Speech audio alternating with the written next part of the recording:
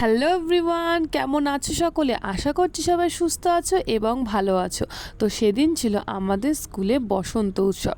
তো সকাল সকাল আমরা সবাই শাড়ি পরে চলে এসেছি স্কুলে, আর দেখতেই পাচ্ছ ম্যামরা কিন্তু সবাই এখানে স্টুডেন্টসদের কালার লাগানো শুরু করে দিয়েছে। তো আমিও চলে গেলাম আমার স্টুডেন্টদের কালার লাগাতে। আর এই দেখো সবাই কিন্তু খুব সুন্দর করে লাইন করে দাঁড়িয়ে পড়েছে কালার লাগানোর জন্য। আর এই কালার দেখে ওদের তো আলাদাই এক্সাইটমেন্ট ছিল যে ম্যাম আমরাও কিন্তু তোমাকে কালার লাগাবো, সবাই বলছিল। তো প্রথমে আমরা সবাই স্টুডেন্টসদের কালার লাগিয়ে নিয়েছিলাম।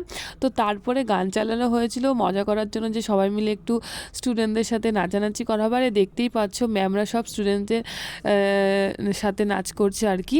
তো তারপরে একটা গান লাগানো হলো, একটাই মানে তো হোলির একটা সং লাগানো হয়েছিল।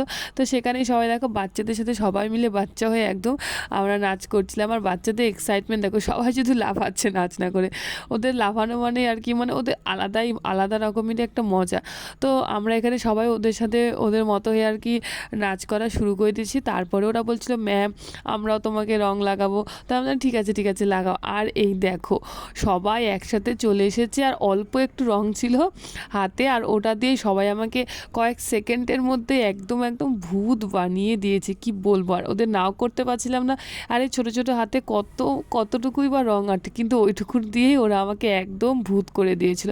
তো যাই হোক, তারপরে ওদের তো ছুটি হয়ে গেছিলো। তো ওরা চলে যাওয়ার পর আমাদের এখানে মিষ্টিমুখ করানো হয়েছিল জিলিপি দিয়ে। তো সেটাই আর কি আমরা খেয়ে দিয়ে চলে গেছিলাম সব টিচার্সরা মিলে মোমো পার্টি করতে। তো এই ছিল বসন্ত উৎসবের ছোট্ট একটি ব্লগ। ভালো লাগলে অবশ্যই লাইক, শেয়ার অ্যান্ড হ্যাঁ ফলো করে দেবো।